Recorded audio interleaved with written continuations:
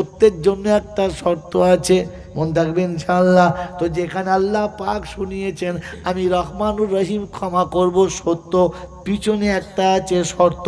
ওই শর্তটা আমরা বক্তারা বলি না, কারণ শর্তটা বলে দিলে বক্তাও মার খাবে, ওই জন্য আমরা ঝাঁপ খুলি না। কি বলেন, আজকের খুলে দেবো? দেবো দেবো বাবারিরা সোনারা লালেরা, মানে মৌলবি মার খাকে তা সবাই চায়। মনে মনে করছে শালা কাল হুজুরদের ধরবো।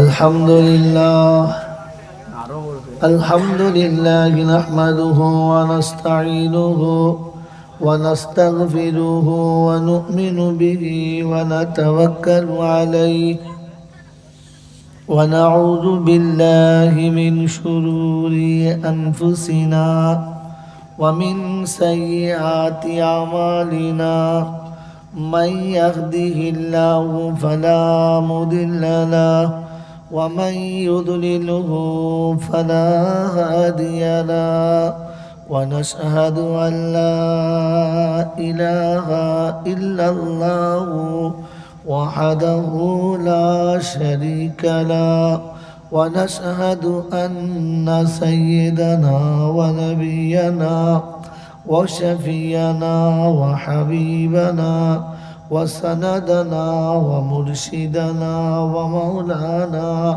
محمدا عبده ورسوله صلى الله تعالى عليه وعلى آله وأصحابه وأزواجه وذرياته وأهل بيته أجمعين.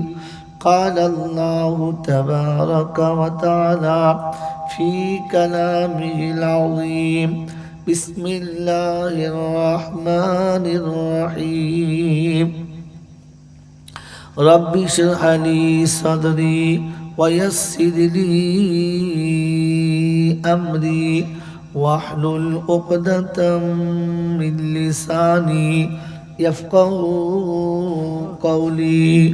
وقال أيضا سبحانك لا علم لنا إلا ما علمتنا إنك أنت العليم الحكيم. وقال أيضا ربنا لا تؤاخذنا إن نسينا أو أخطأنا. সকলে বলি আমিন। وقال الله عز وجل إن إلينا إيابهم ثم إن علينا حسابهم.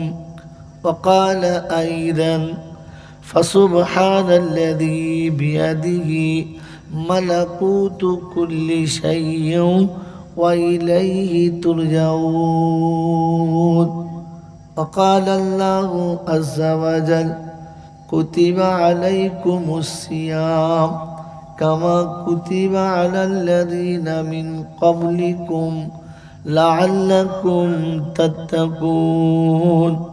وقال أيضا شهر رمضان الذي أنزل فيه القرآن هدى للناس وبينة من الهدى والفرقان. وقال الله عز وجل إن هذه تذكرة فمن شاء اتخذ إلى ربه سبيلا. قال النبي صلى الله عليه وسلم خيركم من تعلم القرآن وعلمه. وقال أيضا خير الحكمة خشية الله وخير الغنى غنى القلب وخير الزاد التقوى وخير ما أوتيتم العافية وخير الكلام كلام الله وأحسن الهدي هدي محمد صلى الله عليه وسلم وشر الأمور محدثاتها وكل محدث بدعة وكل بدعة ضلالة وكل ضلالة في النار. وقال أيضا طلب العلم فريضة على كل مسلم رواه مسلم أو كما قال عليه الصلاة والتسليم. صدق الله العظيم وصدق رسوله النبي الكريم ونحن على ذلك لمن الشاهدين والشاكرين. يا أيها الذين آمنوا صلوا عليه وسلموا تسليما. اللهم صل على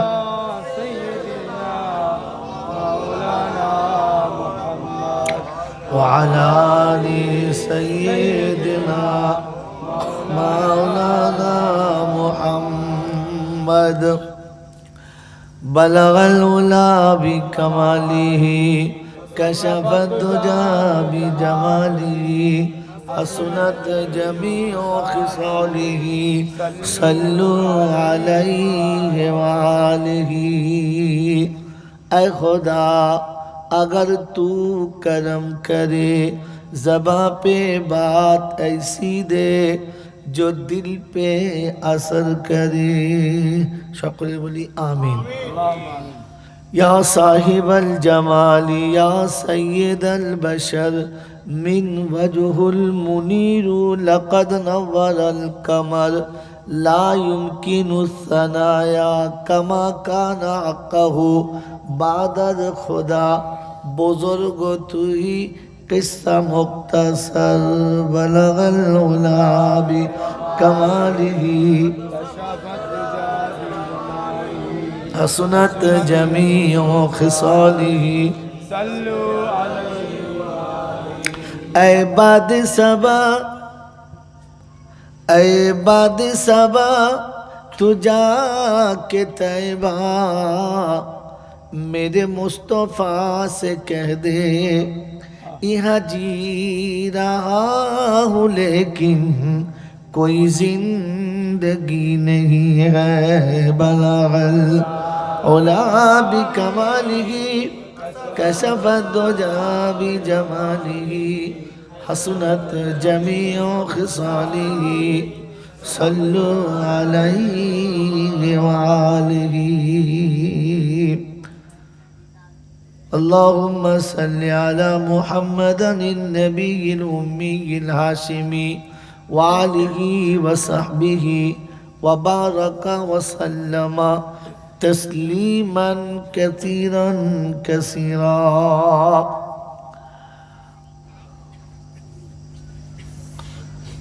मेरे मोहतरम दोस्त और बुजुर्ग, আল্লাহ পাকের লাখো শুকরিয়া, তিনি আমাদেরকে বড় ভালোবেসে সৃষ্টির শ্রেষ্ঠত্ব লাভ করার সুযোগ করে দিয়েছেন। কি যে আমরা সৃষ্টির সেরা প্রাণী এটা জানি তো, জানি। তাহলে সৃষ্টির যে শ্রেষ্ঠত্ব পেয়েছি এটা আমার নিজস্ব কোনো ক্যালিতে না, তার রহমতে। তিনি নিজে থেকে বানিয়ে ছেড়ে দিয়েছেন। চুরি করি, দালালি করি, মিথ্যা খাই, মদ খাই, যাই করি, হারাম হালাল না বাঁচি, তবু আমি সৃষ্টির সেরা। কারণ আমি মানুষ, কারণ আমি মানুষ। এখানে আমার নিজস্ব কোনো ক্যালি নাই, এটা তার দেওয়া। এখান থেকে সরানো যাবে? যদি বলেন যাবে, যাবে না। এই জন্য মেরে মহতম দোস্তর বুজুর্গ, প্রথমেই তার কৃতজ্ঞতা স্বীকার করা যে আল্লাহ তুমি আমাকে মানুষ করেছ। এর যে কত বড় হক আদায় করা দরকার ছিল আমি জানি না, তবে এতটুকু তোমার কৃতজ্ঞতা স্বীকার করলাম, আলহামদুলিল্লাহ।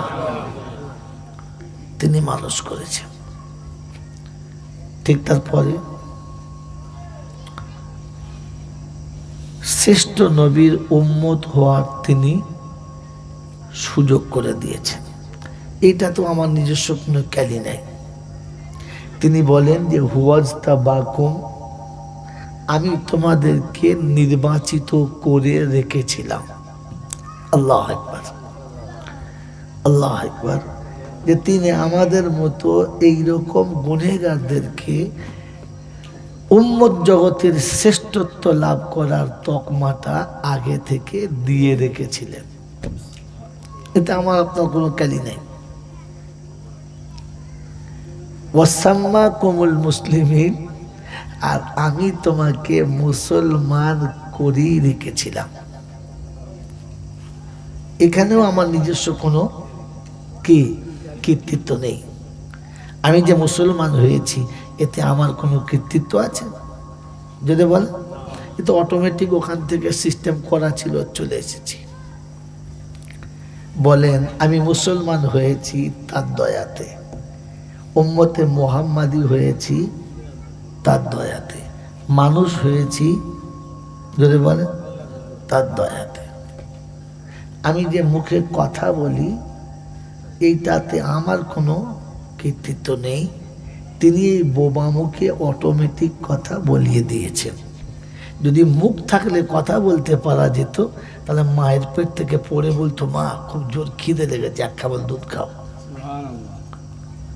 মার পেট থেকে পড়েই বলতো, মা আমার পাছায় মশা কামড়েছে, তুই গায়ে হাত দিতে হবে না, পাছায় মশা কামড়েছে। বলতে পারতো না? পারে। তাহলে আমি যে মুখে কথা বলেছি এইটা তারই দয়া। ভালো, ঠিক আছে মাইক ঠিক আছে ভাই, আসতে আপনি শুনতে পাচ্ছেন তো? আর কাউকে শুনতে হবে না। কি বলেন জি? আমি যে কথা বলতে পারছি তার দয়াতে, আমি যে দুটো চোখে দেখতে পাচ্ছি, এই অন্ধ চোখে দেখতে পাচ্ছি তার দয়াতে। কারণ পৃথিবীতে আসার পরে চোখ ছিল, পেট পাট করে তাকিয়েছিলাম, কিন্তু কে আসছে আর কে যাচ্ছে আমি কিছুই দেখতে পেতাম না। এই অন্ধ চোখের জ্যোতিটা তার দয়াতে। আমি যে কানে শুনতে পাচ্ছি, এই বধির কানে শোনার ক্ষমতা তার দয়াতে। কারণ মার পেট থেকে পড়ে আমার কান ছিল, মা ডাকলে শুনতে পেতাম না। তাহলে এই কানের শ্রবণ শক্তি তার দয়াতে। যিনি এতগুলো দয়া অযাচিতভাবে করেছেন, এতগুলো দয়া অযাচিতভাবে করেছেন, আমাদেরকে তার প্রতি একটু কৃতজ্ঞ থাকা দরকার ছিল, হ্যাঁ না না ছিল? কিন্তু আমি এবার আমাকে জিজ্ঞাসা করি, আমি কি সত্যি তার প্রতি কৃতজ্ঞ আছি, না অকৃতজ্ঞের মতো আমি আমার ইচ্ছার উপরে চলছি? তার কৃতজ্ঞতার কোনো নমুনা আমার কাছে পাওয়া যায় না। এত বড় অকৃতজ্ঞকে তিনি এখনো যে তার রহমতে বাঁচিয়ে রেখেছেন, এজন্যে তো নীরবে বলা দরকার ছিল, নিঃশব্দে বলা দরকার ছিল আলহামদুলিল্লাহ।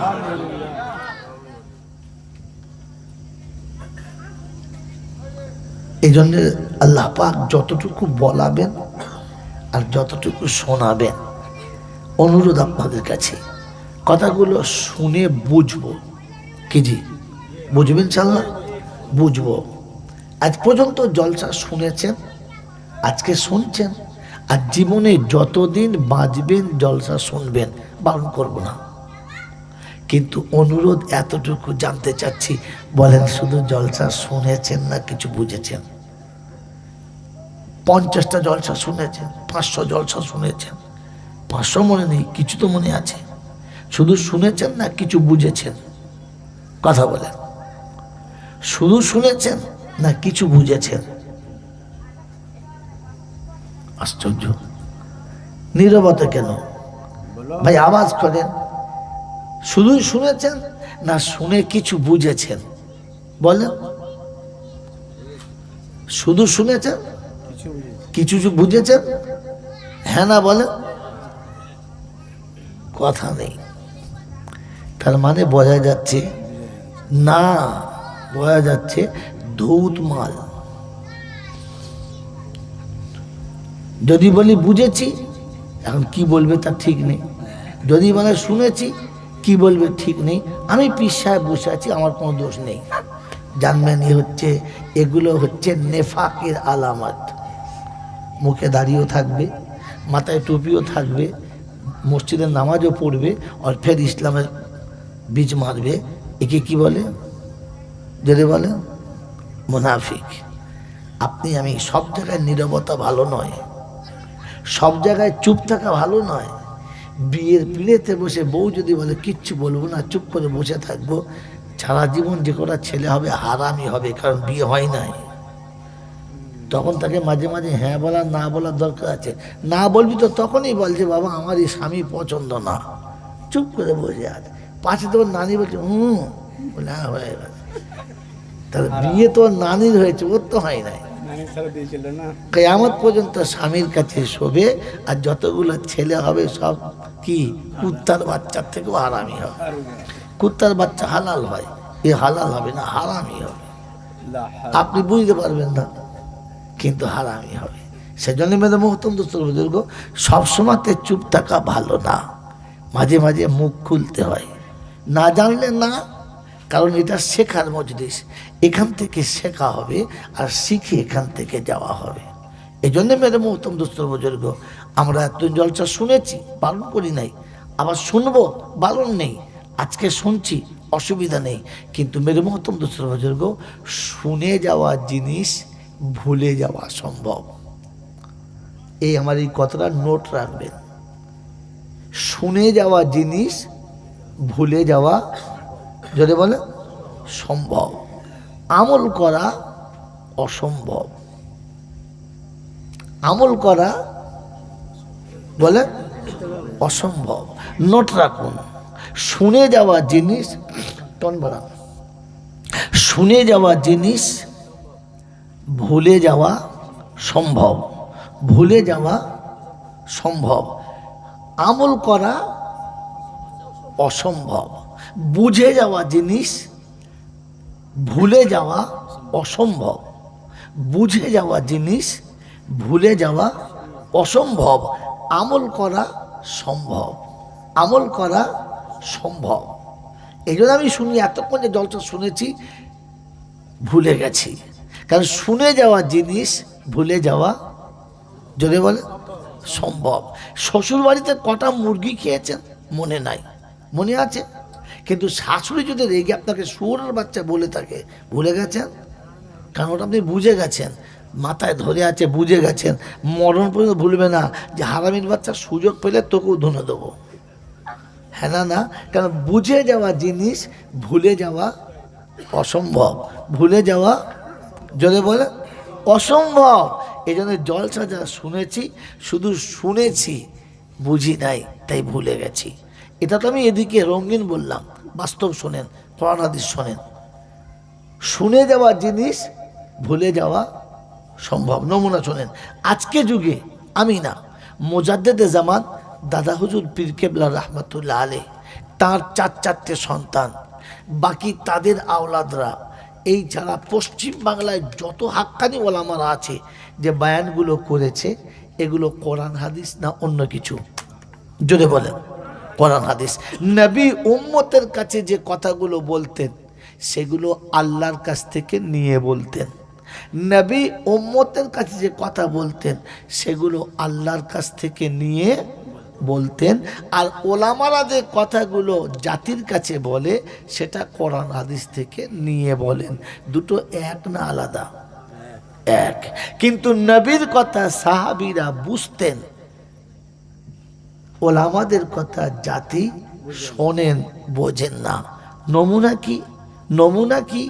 নবীর কথা সাহাবীরা বুঝতেন, তাই যৌবনকালে বিবি রেখে বাসর ঘরে যুদ্ধে যাওয়া সম্ভব ছিল। বুড়ো বয়সে জলসা শুনে বউ জড়িয়ে ধরে শুয়ে থাকাটা সম্ভব হলো।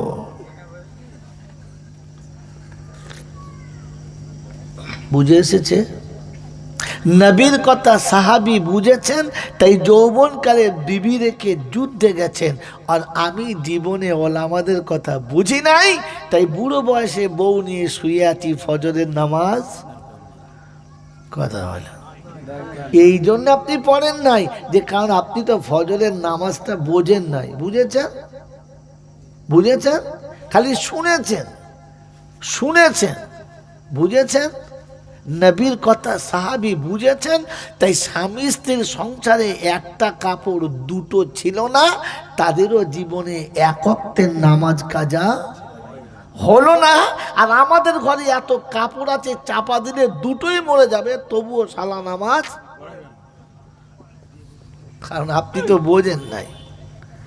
আপনি তো রাগ করবেন না, আমি চলে গেলে আমাকে গালি দেবেন, ঠিক আছে, আমি দুঃখ পাবো না। কারণ আমি চলে গেলে যদি গালি না দেয় তাহলে তো আমি মৌলবি না। সত্য কথা বললে তো একটু গালি শুনতেই হবে, এটাই হচ্ছে সুন্নাত। এটা কি? আমি চলে গেলে একদল মানুষ আমার বিপক্ষে সমালোচনা করবে, এটা হচ্ছে হাক্কানি আলেমের সুন্নাত। আমি চলে যাবার পরে কিছু মানুষ আমার বিপক্ষে বুদ্ধি খাটাবে, এটাই হচ্ছে আপনার দিনের দাওয়াতের দায়ী হওয়ার নমুনা।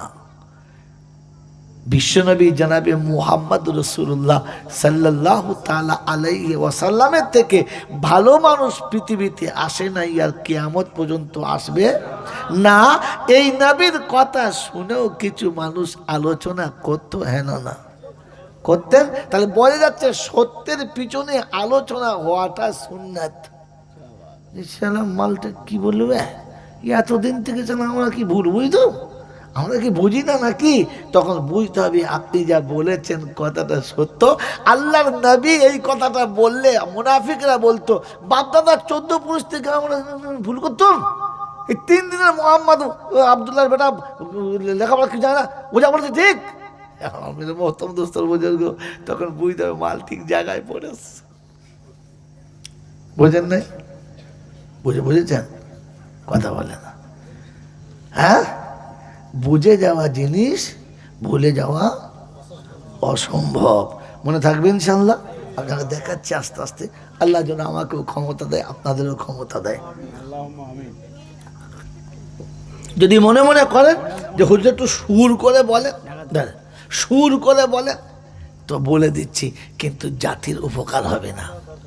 ওই খানিকক্ষণ শোনা হবে, আর তারপর যাওয়ার পরে খাওয়া দাওয়া হবে, ঘুমানো হবে, সকালে যা ছিল তাই হবে, পাল্টাবে না, ভেতরে দাগ হবে না। আল্লাহ পাক আপনাকে আমাকে ভেতরে একটা দাগ নিয়ে যাবার তৌফিক দান করুক, বলুন আমিন।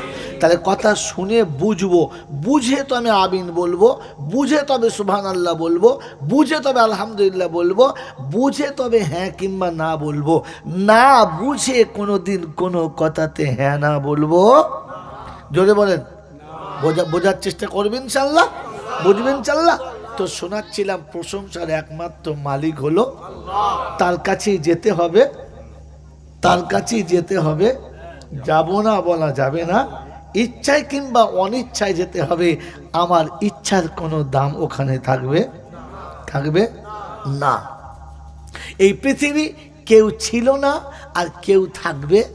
এই পৃথিবী শূন্য ছিল, আবার ঘুরে শূন্যই হবে। এই পৃথিবীতে কেউ ছিল না আর কেউ থাকবে না। আমিও ছিলাম না, আমিও থাকবো না। যারা আছে এরা একদিন থাকবে না, আর যারা ছিল তারা চলে গেছে, তাদের খুঁজে পাওয়া যায় না। অতএব এই পৃথিবীটা থাকার জায়গা না, এই পৃথিবীটা থাকার জায়গা, এই পৃথিবীটা থাকার জায়গা না। এটা জানি, এটা জানি, বিশ্বাস করি। কি যে বিশ্বাস করি, বুঝে না শুনে। জোরে বলেন আলহামদুলিল্লাহ। এ আল্লাহ তোর বান্দা বলেছে বুঝে, এবার তুই বুঝে নে আর আমাকে ছেড়ে দে, কারণ আমার দায়িত্ব শেষ।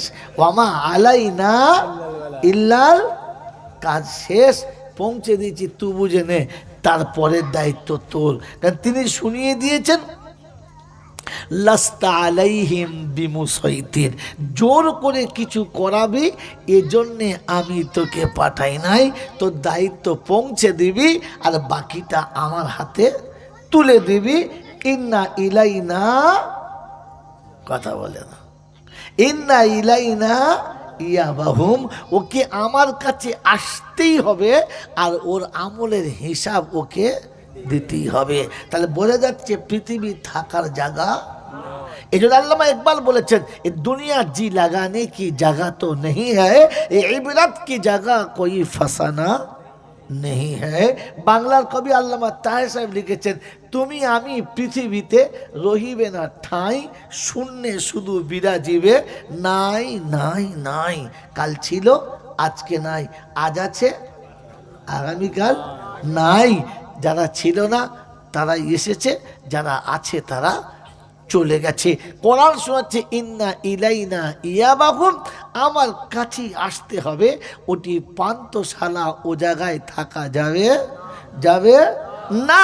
মেরে মোহতম দোস্তর বুজুর্গ বলে কেউ আটকে দেবে তো কোরআন বলছে সুযোগ দেবো না। কেন? যে ফাসুবহানাল্লাযী বিয়াদিহি মালাকুতু কুল্লি শাইইন ওয়া ইলাইহি তুরজাউন, পৃথিবীর কোনো ক্ষমতা তোকে ধরে রাখবে, এ ক্ষমতা কারো হাতে থাকবে না। তাই কোরআন শোনাচ্ছে আইনামা তাকুনু ইউদরিকুমুল মাউতা ওয়ালাউ কুনতুম ফি বুরুজিম মুশাইয়্যাদা, পৃথিবীর সব থেকে সুরক্ষিত দুর্গের ভিতরে তুমি যদি আত্মগোপন করো, হাওয়া যেখানে যেতে পারে না, আমার আজরাইল ওখানে গিয়ে তোমাকে তুলবে। কতক্ষণে? ইদা যা আজালুহুম ফালা ইস্তাখিরুনা সাআতান ওয়ালা ইস্তাকদিমুন, জাস্ট টাইমে তুলবে, 1 সেকেন্ড আগে না 1 সেকেন্ড। তাহলে পৃথিবীটা থাকার জায়গা না। এটা বুঝেছি? কি বলেন বুঝেছি? কে কে বুঝেছেন হাত তোলেন। বিশ্বাস অবিশ্বাস? ইয়া আল্লাহ আমাকে বোঝার তৌফিক দাও, জাতিকেও বোঝার তৌফিক দাও। এই গ্রামের নাম কি ভাই? হ্যাঁ, লতিফপুর। এই লতিফপুরের কোন ভদ্রলোক, তার একমাত্র কন্যা 21 ক্রস করে গেছে। বাপ ছটপট করছে, আর রাখা যাবে না। এতদিন যে কন্যাকে চোখের আড়াল হতে দিত না, এখন থেকে ফিকির এসেছে আর রাখা। কি আশ্চর্য ঘটনা! এই দলটা বোঝার চেষ্টা করবেন, শুধু শুনবেন না। এতদিন যে কন্যাটাকে চোখের আড়াল করতে দিচ্ছিল না, এখন থেকে ফিকির একে রাখা যদি বলে। যে মা কোলের কাছে না নিয়ে একটা রাতও ঘুমাতো না, সেই মাও এখন ফিকির করছে বেটিকে আর বেশি বুকে রাখা যাবে না। যোগ্য পাত্রের দরকার। তালাশ করা হলো, সুন্দর পাত্র পাওয়া গেল, সুন্দর পাত্র পাওয়া গেল। দিনক্ষণ ঠিক হলো, বিয়ের তারিখ ঠিক হলো, বিয়ে হয়ে গেল। শ্বশুর বাড়ি থেকে খবর এলো অলিমাটা এই বর্ষাকাল চলে গেলে করব। অতএব বিয়ে যখন আষাঢ় মাসে হয়েছে ঠিক আছে, শ্রাবণ ভাদ্র যাক, আশ্বিনের শেষে কি কার্তিকের শুরুতে 4 মাস পরে ভাই আমরা অলিমা করব। এখন বউ বাপের বাড়ি থাক। এই খবর যখন শুনলো, আর বিয়ের পরে বউ বাপের বাড়ি রইল, আনন্দে আছে, খুশিতে আছে, রং বেরঙের কাপড় পরে, যা খুশি খায়, যেখানে খুশি যায়, ইচ্ছা মতো ঘোরে, ফুর্তিতে থাকে। মেয়ের শরীর স্বাস্থ্য ডেভেলপমেন্ট হচ্ছে। সবাই দেখে বলছে সত্যি বিয়ের পরে মেয়েটার শরীর স্বাস্থ্য ভালো হয়েছে, আরও যত সুন্দর ছিল আরও সুন্দরী হয়েছে। 4 মাস চলে গেছে, ঠিক কার্তিকের শুরু। সন্ধ্যাবেলায় শাশুড়ি ফোন করেছে, আসসালামু আলাইকুম ফাতেমা। তো বলছে হ্যাঁ মা, আমি ফাতেমা বলছি। কি করছো মা? এই যে বসে আছি, চা পানি খেয়েছি। বলছে মা, আগামী বুধবার সন্ধ্যাবেলায় তোমার শ্বশুর তোমাকে আনতে যাবে। খবরটা তোমার মাকে আর তোমার আব্বাকে বলে দেবে। আর তুমি তৈরি থাকবে মা, অনেকদিন বাপের বাড়ি ঘুরেছ, এবার তোমার বাড়ি তোমাকে আসতে হবে। এই জন্যে তোমাকে বলে দিলাম যে বুধবারের দিনে তোমার শ্বশুর আনতে যাবে, বিকেলবেলা তুমি চলে আসবে। খবরটা ভালো না খারাপ? খারাপ। তার বাড়ি সে যাবে, খারাপ। এই বুঝেছে জলসা। কি আশ্চর্য বোঝো খালি। এই কি বলেন জি, মেয়েদের মোহতম দোস্তর বুজুর্গ আল্লাহওয়ালা ভাইয়েরা, খবরটা মার কাছে শুনিয়েছে, বাপের কাছে। বাপ খুশিতে একেবারে বাকবাক, মা খুশিতে বাকবাক। যাক, এতদিনে আমার বিয়াই আসবে আর আমার মেয়েটাকে নিয়ে যাবে। খবর শুনেছে শ্বশুরটি খুব ভালো, স্বামী আরও ভালো, শ্বশুরবাড়ি আমাদের বাড়ির থেকে অনেক ভালো। এই সব খবর জানার পরে যেদিন ফোনটা এসেছে যে তোমাকে বুধবার দিন বিকেলে যেতে হবে, মেয়ের চেহারা সেই আগের লাবণ্য আছে না পাল্টেছে? পাল্টেছে। কারণ তাকে মনে হয়েছে এখন আমাকে চলে যেতে হবে, এখন আমাকে চলে যেতে হবে। 18 বছর থেকে 21 বছর পর্যন্ত যে বৃক্ষ তলাতে বসে সকাল আর বিকেলে আনন্দের উচ্ছ্বাসিত জীবন নিয়ে ঘুরেছিলাম, এই বৃক্ষ ছায়া ছেড়ে আমাকে অন্যথায় চলে যেতে হবে। সন্ধ্যাতে চা খেতে বসেছে, অর্ধেক বিস্কুট পড়ে আছে, চা খাওয়া হয়ে গেছে।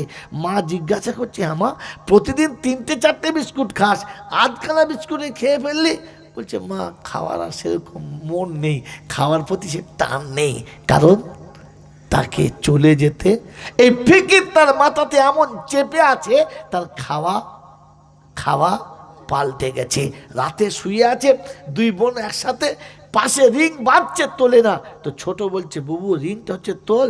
তোর কি হলো, কি কথাও বলিস না, নড়িস না, রিং হচ্ছে তুলিস না। বলছে, বিশ্বাস কর ভালো লাগছে না। রাতের ঘুম পাল্টে গেছে, তার মাথাতে একটাই ফিকির যে আমাকে চলে যেতে। যদি বলে সকালে বিকেলে বান্ধবীরা জিজ্ঞাসা করছে, কিরে ফাতেমা তোর এ কি হালাত, তুই কি হলো কি তোর, বল না।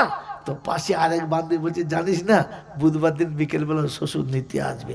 ভালো তো, দারুণ জামাই, আমরা বিয়ে দিয়ে দেখেছি, সত্যি তুই ভাগ্যবতী, কত ভালো জামাই, তোর শ্বশুর কত ভালো। তো শ্বশুর বাড়ি গিয়েছিলাম, দারুণ বাড়ি, তুই তো ভাগ্যবতী। বলে, হ্যাঁ সব ঠিক আছে, কিন্তু আমাকে চলে যেতে। মেরে মোহতম দোস্তর বুজুর্গ, মেয়েটা জানি আমাকে চলে যেতে, আর আমিও জানি এ দুনিয়া ছেড়ে আমাকে চলে যেতে। মেয়েটার খাওয়া পাল্টেছে, রাতের ঘুম পাল্টেছে, তার চেহারা পাল্টেছে, তাকে দেখে বোঝা যাচ্ছে যে মেয়েটা চলে। আপনাকে আমাকে দেখে মনে হয় যে মালটা যাবে। কি করে হাত তুললেন আপনি যে বুঝেছেন বলে? একজন মেয়ে ছেলে, সে চলে যাবে, তার চেহারা থেকে বোঝা গেল, তার খাওয়া থেকে বোঝা গেল, তার শোয়া থেকে বোঝা গেল, তার চলন দেখে লোকে ধরে ফেললো যে মেয়েটা আগের মতো নেই, কারণ তাকে চলে যেতে হবে। আপনার জীবনের এই এতটা সময় যে পার হয়ে এলেন, আপনার মনে হলো না যে আমাকে আপনাকে যে কোনো সময় চলে যেতে হবে? আমার খাওয়া পাল্টেছে, এখনো তো জায়গা নেই, তারপরে দুটো ভোট দিয়েছ। আপনি তো এই অবুঝ মেয়ের থেকেও খারাপ। আমার আল্লাহ ভাইরা, জ্ঞানের জন্য শুধু মানুষা শুধু সুবহানাল্লাহ বলে দিয়েছেন, একবার বুঝে বললেন না, একবার ভাবলেন না যে আমাকে চলে যেতে। মেরে মহতম দোস্তর বুজুর্গ, যার মনে হবে আমাকে চলে যেতে হবে, ও খেতে বসে ভাববে এই খাবারটা আমার খাওয়া যাবে কি যাবে না, এই খাবারটা খেয়ে গেলে আমাকে সেখানে নেবে কি নেবে না। ও খেতে বসে ভাববে, আর্ধেক খেয়ে উঠে যাবে। কোনোদিন ওরকম খেতে খেতে উঠে গেছেন? হ্যাঁ, প্লেটে না থাকলে দুটো চেয়ে নিয়ে ঝেড়েছে, আর দুটো দাও, কি করছো কি? হ্যাঁ না বলে? কোনোদিন মনে হয়েছে আমার খাওয়া দেখে লোকটা চলে যাবে? যদি মনে হতো যে আমাকে চলে যেতে হবে, তো বিছানায় শুয়ে চোখে পানি আসতো, মনে হতো রাব্বানা একদিন শুতে হবে যেখানে বিছানা থাকবে না, একদিন আমাকে শুতে হবে, আর যেখানে যেতে হবে ওখানে যাওয়ার সময় মাথায় বালিশও থাকবে না, খাটও থাকবে না, নরম গদিও থাকবে না। একদিন আমাকে শুতে হবে যেদিন আমার পাশে আমার সোহাগের বিবিও থাকবে না, যেখানে আলো আর বাতাস কিচ্ছু থাকবে না। আমাকে একদিন যেতে হবে সেখানে কোনো সঙ্গী পাওয়া যাবে। এটা মনে হলে রাতের অন্ধকারে অটোমেটিক ঘুম ভেঙে যেত, ওকে ফজরে ডাকতে হতো না, ও দুজনকে ডেকে নিয়ে যেত আর বলতো, ভাই রে চলে যেতে হবে, ও ডাকতো। এটা যখন মনে হবে না, তখন ফজরে টেনে লুঙ্গি খুলে দিলেও শালা ঘুম থেকে উঠবে না। এবার বলেন আপনার আমার কোনটা নমুনা, লুঙ্গি খোলার নমুনা না রাত্রে উঠে পড়ার নমুনা? বললেন যে জলসা বুঝেছি, কিছু তো বোঝেন নাই। কিছু তো ধর্মের বোঝেন নাই, মোড়ের মাথায় বসে এমন ভাব করে বসে আছে মনে হয় এর থেকে ভালো কেউ জানিই না। মেরে মোহতম দোস্তর বুজুর্গ, আর হয়তো জীবনে কোনোদিন আপনাদের এখানে আসা হবে না, কিন্তু কথাটা নোট রেখে দেবেন, কবরে গিয়েও কাজে লাগবে, ঠকবেন না। আপনাকে আমাকে মনে রাখতে হবে যে আমাকে আপনাকে চলে যেতে, বলেন চলে যেতে, এটা মনে থাকলে জিন্দেগিতে আপনার দ্বারা স্লিপ হবে না, আপনি ভুল করতেই পারবেন না। কারণ আপনার মনে হবে এখানে থাকার জায়গা না, এখান থেকে আমাকে চলে যেতে হবে। মেরে মহতম দোস্তর বুজুর্গ, আল্লাহওয়ালা ভাইয়েরা, জ্ঞানীজনরা, সুধী মানুষেরা, আমার সোনামণি মায়েরা বোনেরা, এই জন্য জলসা খালি শুনেছি। দুর্ভাগ্য এইটুকু যে জীবনে আনবো বলে কোনোদিন কথাগুলো বুঝলাম না, কোনোদিন কথাগুলো বুঝলাম যদি বলে না।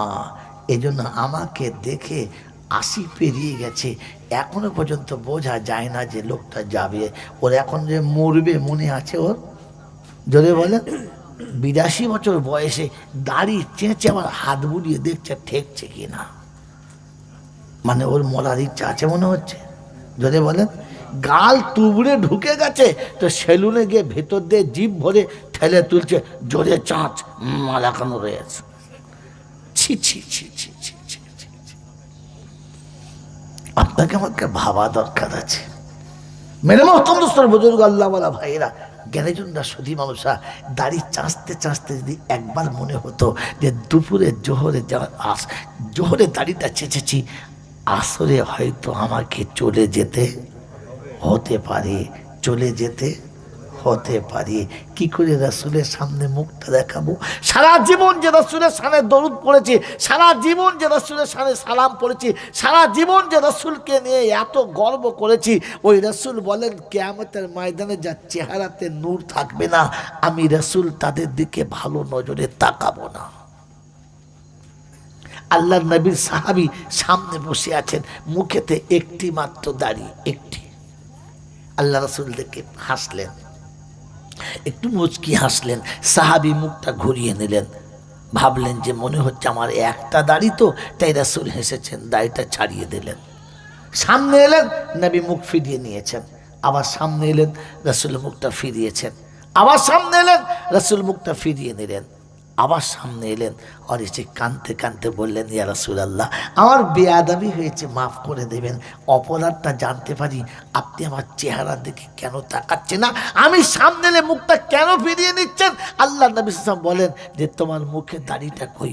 বললেন, ইয়া রাসূলুল্লাহ, একটা দাড়ি ছিল, আপনি দেখে হেসেছেন, তাই আমি বুঝলাম এটা দেখে বেমানান লাগছে, তাই নামিয়ে দিয়েছি। আল্লাহ রাসূল বললেন, না, ওই একটা দাড়ির উপরে 70টা ফেরেশতা বসেছিল, আমি রাসূল দেখে খুশিতে বাগে বাগছিলাম। কেন ছুটতে গেলে? রাসূল একটা দাড়ি ছিল, নামিয়েছে বলে তাকায় না, আর আপনি আমি তো হাজার হাজার দাড়িকে চেঁচে দিয়ে একেবারে হিজড়ে সেজে বসে আছি। অনুতপ্ত হয়েছে যে আমাকে চলে যেতে হবে, আর রাসূলের সামনে আমাকে দাঁড়াতে হবে। আমার রাসূল আমার মুখ দেখে সামনে রাখবেন তো? আমার বাবাজির, আমার সোনার চাঁদ, মুখে মুহাব্বতের দাবি করলে হয় না, চেহারাতে দাবির নমুনা ফুটাতে হয়।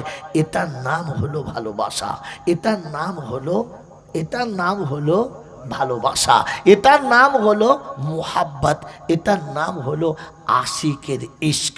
আমার বন্ধু, আমি আপনি ইশক বুঝতে পারি নাই, বুঝতে পারলে ভুলতাম না, শুধু শুনেছি বলে ভুলে গেছি। মেরে মোহতম দোস্ত বুজুর্গ, প্রেমিক তার প্রেম বোঝে, তাই নিজের হাত কেটে প্রেমিকার নাম লেখে না, জোরে বলেন।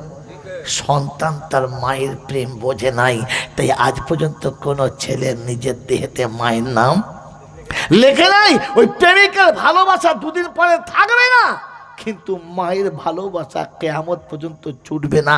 ও ভালোবাসা বোঝে না, তাই মায়ের নামটা লিখলো না, আর প্রেমিকের নাম লিখতে ভুললো না। প্রেম ছাড়া সম্ভব না, মা ছাড়া সম্ভব, প্রেম ছাড়া সম্ভব না, মা ছাড়া সম্ভব। তাই মাকে ছেড়ে চলে গেছে, প্রেমিককে ছেড়ে গেল কারণ প্রেম বুঝেছে, ভালোবাসা বুঝেছে, প্রেমিকের প্রেম বুঝে এসেছে, মায়ের প্রেম বুঝে আসে নাই। যে মা পৃথিবীর আলো দেখাতে বালতি বালতি রক্ত ঢেলেছে, যে মা আপনাকে আমাকে মানুষ করতে পেটে কাপড় বেঁধে ক্ষুধার খাবারটা তোমার মুখে তুলে দিয়েছে, নিজের দেহে রক্ত পানি করে তোমাকে খাইয়ে বড় করেছে, সারা জীবন নিজে কষ্টেতে থেকে তোমাকে মানুষ করেছে, ওই মায়ের ভালোবাসা বোঝে না। তাই মাকে ছেড়ে যাওয়া সম্ভব, বিবি ছাড়া সম্ভব। বাংলায় থেকে যদি না বুঝতে পারেন তাহলে আর আমার বোঝানোর মতো কোনো টেকনিকই রইল না। মেরে মহতম দোস্তর বুজুর্গ, আমি আপনি ধর্ম বোঝার চেষ্টা করি, শুধু শুনি না। শুধু শুনলে ভুলে যাওয়া সম্ভব। মনে থাকবেন ইনশাআল্লাহ, মনে থাকবেন ইনশাআল্লাহ। বিশ্বনবী জনাবে মুহাম্মদ রাসূলুল্লাহ সাল্লাল্লাহু তাআলা আলাইহি ওয়াসাল্লামের সাথী, ইসলাম বুঝতেন, নবীর কথা বুঝতেন, প্রেম বুঝতেন, ভালোবাসা বুঝতেন।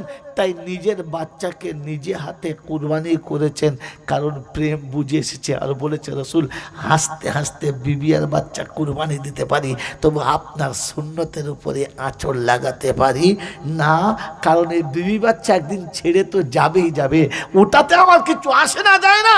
কিন্তু আপনার প্রেম নষ্ট হয়ে গেলে আমার আখিরাত নষ্ট হবে, আমি আর আমাতেই থাকবো না। সেজন্য সব ছাড়া সহজ হয়েছে, নবী ছাড়া সহজ হলো? জোরে বলেন হলো না। ওই নবী আমার জীবনে থাক, ওই নবী আমার কাছে থাক, আমি ওই নবীর চরণতলা একটু থাকি, এটা আপনার আবার ইচ্ছা আছে? জোরে বলেন আছে? তাহলে আজ থেকে নিয়ত করেন কথা বুঝবো, আর বুঝে তার উপরে আমল করব। বুঝবেন ইনশাআল্লাহ, বুঝবেন ইনশাআল্লাহ। শোনাচ্ছিলাম প্রশংসার একমাত্র মালিককে, আল্লাহ। আল্লাহ তার কাছে যাবার পরে লাঠি বল, পাটি বল, দল বল, বিদ্যে বল, বুদ্ধি বল, অর্থ বল, জনবল, মনোবল, বুকের বল আর কোমরের বল, তোমার বল আর আমার বল। তো কবর বলছে গোসল করে একবার ছবি চল।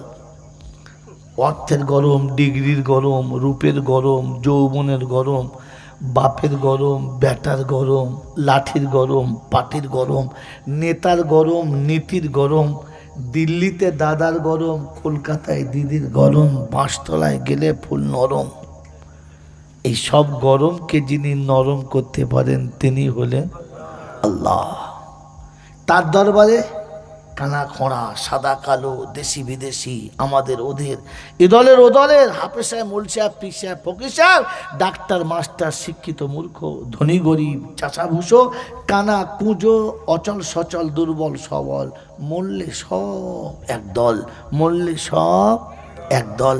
হানাফি, শাফি, মালিকি, হাম্বালি, কাদরিয়া, চিশতিয়া, মোজাদ্দেদিয়া, নকশবন্দিয়া, দেওবন্দ, ফুরফুরা, তবলিগ, হেজবুল্লাহ, আজানগাছি, হাক্কানি, কাদিয়ানি, তালতলা, নারকলডাঙ্গা, পাথর চাবড়ি, পিয়ার ডাঙ্গা, মরে গেলেই কবর ডাঙ্গা, বাস আর কোনো ডাঙ্গা নাই। হিন্দু, মুসলমান, জৈন, খ্রিস্টান, বেঈমান, নাফরমান, মরলে সব সমান সমান। তখন একটাই নাম, লাশ। আর ফেরেশতারা বলছে, বাবা কবরে যাস আর শ্মশানে যাস, যাবার সময় দেখে যাস, কারণ সাথে যাচ্ছে কাঁচা। ইস, যদি আমল থাকে তো যাস, আর তা নাহলে শুলে সর্বনাশ, এটা বুঝে যাস। এই ক্ষমতা যিনি মালিক তিনি কে? আল্লাহ। ঠিক তারপরে শতকরি দৌদ সালাম বর্ষিত হোক আমার আপনার নবী, দোজাহানের বাদশাহ, আমিনার দুলাল, তাজদারে মদিনা, সরওয়ারে কায়নাইন, ফখরে দুজাহান, ইমামুল আম্বিয়া, খাতিমুন নবীন, আশিকুল আরিফিন, শফিয়ে মুজনাবিন, আনিসুল গরিবিন, আশিকুল মুরাদিন, রাহমাতাল্লিল আলামিন, জনাবে মোহাম্মদ রসুল্লাহ সাল্লাল্লাহু তাআলা আলাইহি ওয়াসাল্লামের উপরে, সেই সাথে আল্লাহর অফুরন্ত রহমত ওয়াজাচিত হয়ে বর্ষিত হোক তার সকল নেক বান্দা ও বান্দিদের উপরে। সকলে বলি আল্লাহুম্মা আমিন। মেরে মোহতম দোস্তর বুজুর্গ, আল্লাহওয়ালা ভাইরা, জ্ঞানীজনেরা, বুদ্ধিজীবীরা, আমি আর আপনি ঠান্ডা মাথায় মনে রাখি, এই পৃথিবী ছেড়ে আমাকে চলে যেতে, বাস এই একটা শব্দের উপরে আজকের কথা শেষ করতে হবে। আর বেশি বাড়ানো ঠিক না, অনেক কিছু বলার মন চায়, দরকার নেই অতগুলো বলে, কারণ আপনাকে মনে রাখতে হবে যে আমাকে চলে যেতে, যদি বলেন হবে, এটা যখন মনে হবে তখন আপনার আমার কি হবে আর আমি আপনি কত দূর যেতে পারি এটাকে দেখতে হবে। আর দেখে আজকের জলসার আখেরি কথা শুনে বাড়ি যেতে হবে। চেষ্টা করবেন ইনশাআল্লাহ, মন থাকবেন ইনশাআল্লাহ। মেরে মহতম দোস্ত বুজুর্গ আল্লাহওয়ালা ভাইরা, এটা এখানে রাখেন। সাইড একটা ছোট্ট কথা গুছিয়ে নেন, তারপরে চলেন। এই পৃথিবী থেকে যাওয়ার সময় আমাকে আপনাকে হাজি সাহেব, মৌলী সাহেব, পীর সাহেব, ফকির সাহেব, হানাফি, সাফি, মালিকি, হাম্বালি কি হয়ে গেলে আল্লাহর কাছে সব থেকে ভালো? ইমানওয়ালা। ঠিক বলেছে? কেউ নেই তোমার দলে, তুমি মেরে মহতম দোস্তর বুজুর্গ, আমি বিপদে পড়তে চাই না, আর কেউ বিপদে পড়ুক এটা আমিও চাই না। এটাই হলো মানুষের নমুনা। আমি বেঁচে যাই, সব সারা বিপদে পড়ুক, এটা মানুষের নমুনা না। এই জন্য কথা যেটুকু বলছি ব্যথা নিয়ে বলছি, একটু মোহাব্বতে বলুন যে আমি দুনিয়া থেকে যাবার সময় কি হয়ে গেলে কবরে আমার কোনো ভয় থাকবে না, আর আমি কেমন হয়ে হাসরে উঠলে আল্লাহর কাছে আমাকে বিচারে দাঁড়াতে হবে না, নিরাপদে আল্লাহ ডেকে জান্নাতে পৌঁছে দেবে, এর জন্য আমাকে কি হয়ে যেতে হবে। এতদিন জলসা তো শুনেছি, বুঝেছেন কিনা জানি না, তাই একটা নমুনা বলবো আর চলে যাব। মানে মহতম দোস্তর বুজুর্গ, সারা জীবন আমরা জলসা শুনছি আর বক্তারা ঝেড়ে আওয়াজে বলছি লা তাকনাতু, বলে না, লা তাকনাতু মির রাহমাতিল্লাহ ইন্নাল্লাহা ইয়াগফিরু যুনুবা জামিআ ইন্নাহু হুয়াল গফুরুর রহিম। ও বাবাজিরা শুনে রাখো বাবা, আল্লাহ কোরআনে পাকে বলেছে রহমত থেকে নৈরাশ হবি না, আমি আল্লাহ পাক জীবনের সমস্ত গুনাহগুলো ক্ষমা করে দেবো। এই যে সুবহানাল্লাহ বললেন, বুঝে না, না বুঝে, হায় হায়, আল্লাহ সবাইকে যদি ক্ষমা করে দেয়, আবু জেহেলও জাহান্নামে যাবে না, আবু তালেব জাহান্নামে যাবে না, ওতবা সাহেবা কি করতে জাহান্নাম করিস তো, যত পাগলা কোথাকার, না বুঝে সুবহানাল্লাহ বলে ওই বাবা। আমার আল্লাহ পাক বলেছে কোরআনে, কথাটা সত্য, কিন্তু একটা জিনিস আজকে শুনিয়ে দিয়ে যাচ্ছি, এটা স্কুলে পাবেন না, হাই স্কুলে পাবেন না, কলেজের মাস্টার বলতে পাবে না, স্কুলের কোনো প্রফেসর বলতে পাবে না, ইউনিভার্সিটির কোনো প্রফেসর জানে না, বিশ্ববিদ্যালয়ের কোনো স্যারে জানে না, পৃথিবীর কোনো শিক্ষাঙ্গনে বিদ্যা শেখানো হয় না। ওই মুসলমানের ছেলে, ওই আল্লাহওয়ালারা, ও পৃথিবীর মুমিন মুমিনারা পৃথিবীর কোনো শিক্ষালয়ে পাবেন না। এটা পেতে গেলে চাই, যদি বলেন আল্লাহর নবীর ঘরে শেখানো হয়, আর কোনো জায়গাতে শেখানো হয় না। প্রতিটি সত্যের পিছনে একটা শর্ত থাকে, সত্যের পিছনে একটা শর্ত থাকে। শর্তের বাংলা কি জানে না? এই শর্ত কাকে বলে? যেটা ছাড়া যেটা হবে না, যেটা ছাড়া যেটা হয় না, ওটা আরবিতে বলে শর্ত, বাংলায় বলে কারণ। বিনা কারণে হবে, জোরে বলেন, বিয়ে না করে যদি শ্বশুর বাড়ি যায় মানায়? জোরে বলেন না। যেমন গলা থাকে না, গান গায় মানায়? গানের জন্য গলা চাই, শ্বশুর বাড়ির জন্য বিয়ে চাই, বিয়ের জন্য শর্ত চাই, সাক্ষী চাই, বিয়ে চাই, হ্যাঁ না বলেন? শর্তের জন্য একটা, সত্যের জন্য একটা শর্ত আছে, মন থাকবেন ইনশাআল্লাহ। তো যেখানে আল্লাহ পাক শুনিয়েছেন আমি রহমানুর রহিম, ক্ষমা করব সত্য, পিছনে একটা আছে শর্ত। ওই শর্তটা আমরা বক্তারা বলি না, কারণ শর্তটা বলে দিলে বক্তাও মার খাবে, ওই জন্য আমরা ঝাঁপ খুলি না। কি বলেন? আজকের খুলে দেবো, দেবো দেবো বাবাজিরা, সোনারা, লালেরা, মানে মৌলবি মার খাকে তা সবাই চায়। মনে মনে করছে শালা কাল হুজুরদের ধরবো। আমার বাবাজিরা, আমার সোনার চাঁদ বন্ধুরা, কোরআনের শব্দটা এইভাবে ছিল না, লা তাকনাতু মির রাহমাতিল্লাহ ইন্নাল্লাহা ইয়াগফিরুয যুনুবা জামিআ ইন্নাহু হুয়াল গফুরুর রহিম। এখানে শব্দটা ছিল না, শব্দটা একটু ব্যাকে ছিল, কুল ইয়া ইবাদি আল্লাযীনা আসরাফু আলা আনফুসিহিম লা তাকনাতু মির রাহমাতিল্লাহ। হাবিব আমার বান্দাদের কাছে বলো, আমার বান্দাদের কাছে বলো, ও হাবিব আমার বান্দাদের কাছে বলো, ওরা যেন নৈরাশ হয় না। আমি আল্লাহ ওদের সমস্ত গুনাহ ক্ষমা করব, পাপীর খাতাতে নাম রাখবো না। বান্দাদের কাছে বলো, কাদের কাছে? বান্দাদের কাছে। কোরআন বুঝতে গেলে স্কুলে পাবেন না, কোরআন বুঝতে গেলে ইউনিভার্সিটি পাবেন না। ওরে বিশ্বে যত ডিগ্রি আছে তার বেলেমের চপ্পলের নিচে ও ভাইটা একবার ঘুরিয়ে শুনে নেন। আর আজকে জলসা বলছি, বুঝে নেন। আমার বাপজিরা, সোনারা, লালেরা, জ্ঞানীজনরা, শুধু মানুষেরা, আমরা সবাই কার বান্দা? আল্লাহর। কথাটা সত্য, কিন্তু তিনি বলেছেন আমার বান্দাদের কাছে বলো। ভাগ কোথায় আছে?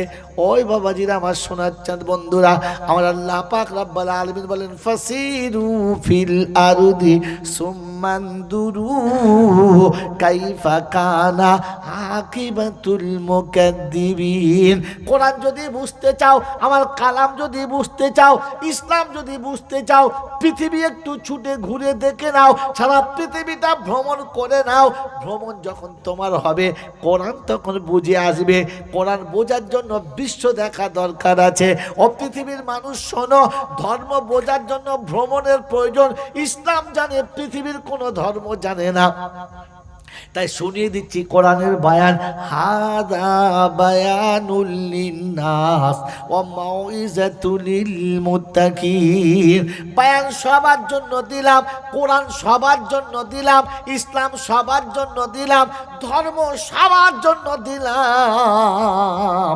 হেদায়েতটা শুধু মুত্তাকির জন্য লিখলাম।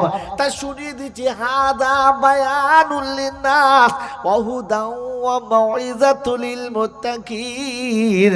মুত্তাকিদের জন্য বায়ান, আর মুত্তাকিদের জন্য ওয়াজ আর নসিহত, এদের জন্য হেদায়েত। শুনেছি, যালিকাল কিতাবু লা রাইবা ফীহি হুদাল লিল মুত্তাকিন। কিতাবে সন্দেহ করো না, তবে হেদায়েত মুত্তাকিদের জন্য, অন্য কারণ জোরে বলেন জন্য না। আজকাল বলে যাচ্ছি নমুনা, মনে রেখে দিও, ভুলো না। ও মুসলমানের ছেলে, বুঝে নিও, শুনে পালিয়ে যেও না। আল্লাহ পাক আমার বান্দাদের জন্য, একটু বান্দা কাকে বলে বুঝে দেখি। এটা আমার হানি ভাই, অন্য কারোর বলার দরকার নাই।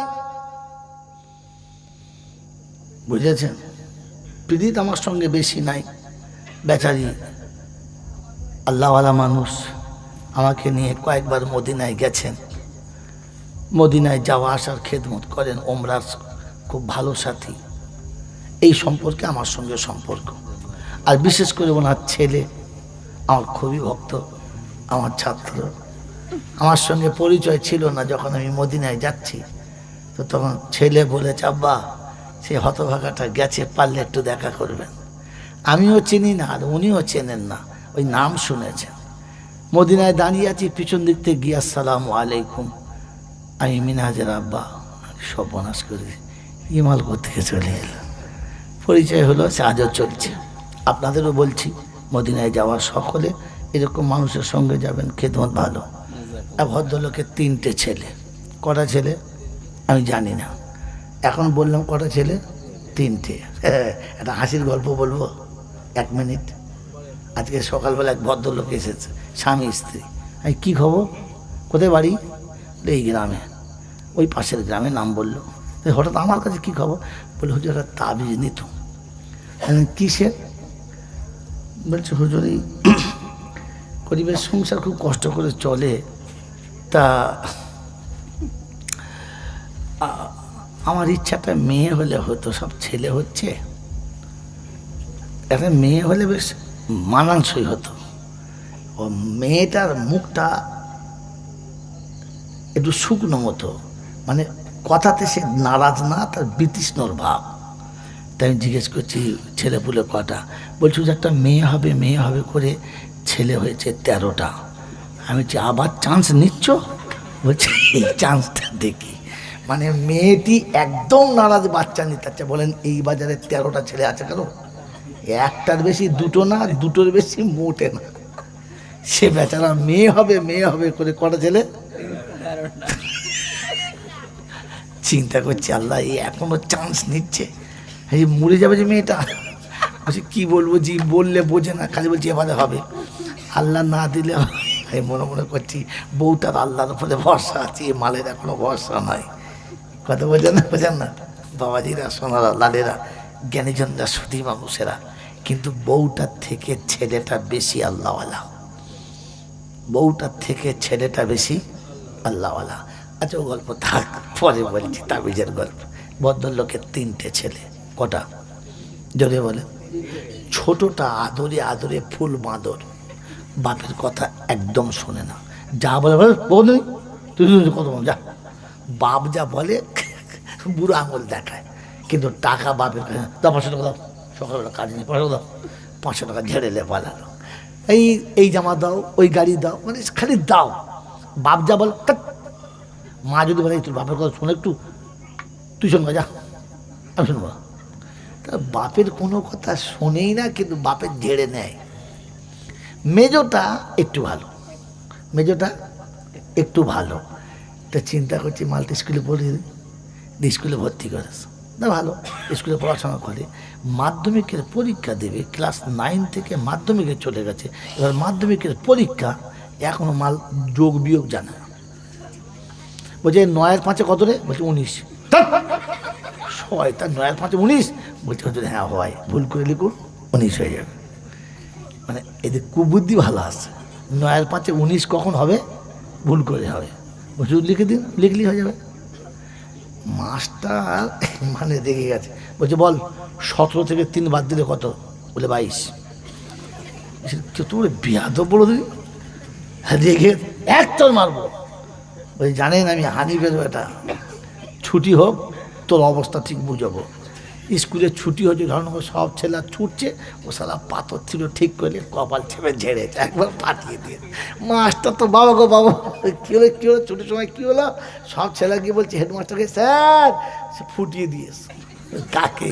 বলে অঙ্কের মাস্টারকে। ধরে অফিসে নিয়ে গিয়ে ডিটল দিয়ে মুছে দেখে যা ফেটেছে, 3-4টে সেলাই ছাড়া হবে না। ডাক্তার স্যার, ডাক্তার দিকে সেলাই টেলাই করে ব্যান্ডেজ করে মাস্টার দিকে গেছে। হেডমাস্টার তো রাগ চেপে গেছে সাংঘাতিক। কঞ্চিটা হাতে ছিল, উপর থেকে নিচু পর্যন্ত একটু ভালো করে পালিশ টালিশ করে বলছি এমাল আর স্কুলে রাখা যাবে না, চল। এসে দুপুরবেলা 2:30-3টার দিকে ভাত খাচ্ছে বেচারা, জোহরের নামাজ পড়ে। হানি ভাই আওয়াজ শুনে বুঝতে পেরেছি হেডমাস্টার। স্যার আসুন আসুন আসুন। বলছে না যাবো না, আপনি বাইরে আসুন। বলছে স্যার আসুন, একটা চা পানি খান। বলছে চা খেতে হবে না, আমার চাকরি নিয়ে টানাটানি চলছে, বাইরে আসুন। কেন? বলছে আসুন দেখবেন, আসুন। দেখে ছেলের সাথে কি হয়েছে। বলছে আর বলবেন না, আপনার এই ছেলে এখনো যোগ বিয়োগ জানে না। মাস্টার বলেছে তার মেয়েদের কপাল ফাটিয়েছে, 4টে টিচ হয়েছে, এখন সে শুয়ে আছে অফিসে, এনেছি আপনার এই ছেলের স্কুলে দেবো না, টিচি দিয়েছি, যান দূরে। আচ্ছা বলেন এই রোদের বেলা এইরকম যখন খবরটা শুনবে, তো বাপ তখন বলবে ছেলের কপালে চুমো খেয়ে কাজ একটা করেছিস। হুগলির লোক বেশি চিনতো না, অর্ধেক চিনতো, এখন ফুল চিনে যাবে। সেই মাল হানিফের ব্যাটা, কি ব্যাটার কপালে চুমো খাবে, কি করবে? ওর মাকে বলে দরজা লাগা, দরজা। ওর মা বলছে দুপুরবেলা দরজা লাগা, দুপুরবেলা দিয়ে লাঠি কোথায় বার কর। সালা লাঠি ছিল 3-4 বাড়ি যখন দিয়েছে, আব্বা গো মরে যাবো বলে শুয়ে পড়েছে। ওর মা তখন ছেলের উপর শুয়ে পড়ছে, মারবেন আমার ছেলেটা মরে যাবে। রাগ তো চেপেই যাচ্ছে, বুঝতে পারছেন তো। ওই বাড়ি যখন ঘুরিয়ে ছেলের বাদ দিয়ে ছেলের মার উপরে পড়ছে, তখন মনে হচ্ছে 5 বালিশের উপরে যেমন পড়লে আওয়াজ হয়, ওইরকম ধপ ধপ। মা বেটায় মার খেয়ে ফাস্ট হয়ে গেছে, রাগে আর্ধেক খেয়েছে আর্ধেক খায় নাই, চলে গেছে। মগরের সময় বসে বসে চিন্তা করতে, শালা ছেলেটাকে মারলুম ঠিক আছে, কিন্তু বউটাকে মারা ঠিক হয় নাই। খাইয়ে ধুইয়ে মোটা করলুম, তার উপর যা বাড়ি মেরেছি, মনে হচ্ছে ধনুরিদের মতো চালাচ্ছে সবা সব, কথা বলেন নাই? এরকম একটা চিন্তা ভাবনা করে বসে আছে, মনটা খারাপ, চিন্তা করছে, তসবিহ করছে, চিন্তা করছে। এমন সময় 4-5টা ছেলে ছুটে আছে, চাচা কি বলে, এদিকে আসুন। কেন বলে, এদিকে আসুন না। কি হয়েছে বল? বলছে আপনার সেই ছোট ছেলে খানাগুলো মেলা হচ্ছিল, সে একটা মেলাতে এমন একটা মেলায় এমন খেলা করেছে, সেই খেলা আপনাকে বলতে পারবো না, লজ্জার কথা। তার মানে বলছে সেই বুঝে নেন। তারপরে মেলার লোকেরা উদ্যম মারদাম মার দিলে, তার মধ্যে আমরা বলি মারো মারো না, হানিফ চাষের বেটা মারো না, ওর বাপের একটা নাম আছে, তাই আপনার জন্যে কোনোভাবে বাঁচিয়ে ফিরিয়ে এনেছি। এরম ভুল যদি আগামীতে করে, তাহলে একদম প্যাকিং করে গোষ্ঠের মতো পাঠিয়ে দেবে বলেছে। তোর বাপ তখন মনে মনে করছে, দুপুরবেলা তো একটা কীর্তি হয়ে আছে, আবার এই কীর্তি। বলছে হ্যাঁ বাবা, ওকে একবার জবাই করে আনতে পারি না, কাল থেকে রোজা ছিল, ভালোই হতো। কি তারপরে ওরা যা মারার মেরেছে, এরপরে তো জামা গুটিয়ে জুতো খুলে সাপোর্টে দিয়েছে। ওর মা তখন বলছে তুই মার খাচ্ছি, আমি আর যাবো না, দুপুরবেলা যা খেয়েছি ও ভুল আর করবো না। ওর তো মা ঠেকিয়েছে, এর বেলা মা ঠেকায় নাই, উদম মারা মেরেছে। কটা গেল? দুটো ছেলে, মোট কটা? এখন একটা বাকি আছে। বড়টা মোটামুটি ভালো, কি রে, বড়টা ভালো, বাপের ইচ্ছার বাইরে চলে না, বাপ যা বলে শোনে, বাপের কথার বাইরে কখনো চলে না, এমনি লেখাপড়াও জানে, সব দিকে ভালো। তো বাপ চিন্তা করছে, দুটো বাঁদর তো যা করেছে, একে একটা দোকান করে দিই। ফার্স্ট ক্লাস দোকান করেছে, খানা খুলে, সুন্দর দোকান, দারুণ চলে, দিন দিন ডেভেলপমেন্ট করে। হঠাৎ এক শয়তান কোথা থেকে এসে জুটেছে, আর ছেলে মানুষ কানে বুদ্ধি দিয়েছে, শোন সারা বছর কত লাভ হয়, তার লাখখানেক যায়, খেপা কথা, 1 বছরে 1 লাখ টাকা। শোন, আমাকে যা কাপড় অর্ধেক দে, আমি গ্রামে গ্রামে ফেরি করবো, তোকে প্রত্যেক বছর 1.5 লাখ দেবো, আর বাকিটা আমি দেবো। ও দেখেছে আমি 1 লাখ টাকা এখানে বসে কামাই, আর ফেরিওয়ালা যদি 1.5 লাখ দেয়, তাহলে কত হলো? 2.5 লাখ। তাহলে আমার 2.5 লাখ টাকা লাভ হবে। অর্ধেক মালও নিয়ে যাক, ওকে অর্ধেক মাল দিয়ে দিয়েছে, 1,2 লাখ টাকার মাল ওকে দিয়ে দিয়েছে। বাস, ও মাল নিয়ে চলে গেছে, একবারই চলে গেছে। কি বলেন জি? আর ফোন করলেও তোলে না, আর যদিও ফোন রিং হতো, 2 দিন বাদ আর ফোনে রিংও হয় না, মাল আউট, লোকও আসে না। চিন্তা করছে সর্বনাশ করছে, এবার কী হবে? দোকানে মাল হাফ হয়ে গেছে, হাফ কম, বাপের কাছে হিসাব দেবো কী করে? লজ্জায় আর কাউকে কিচ্ছু বলে না, চুপচাপ বসে আছে, দোকানে বসে আছে। খদ্দের বলছে চাচা, ও অন্যদিকে তাকাচ্ছে, খ্যাপা হয়ে গেছে মনে, যেন চুপচাপ হয়ে আছে। সন্ধ্যাবেলা বাড়ি আসে, খিদের টানে খেতে আসে চোরের মতো, যেন বাপ দেখা না পায়।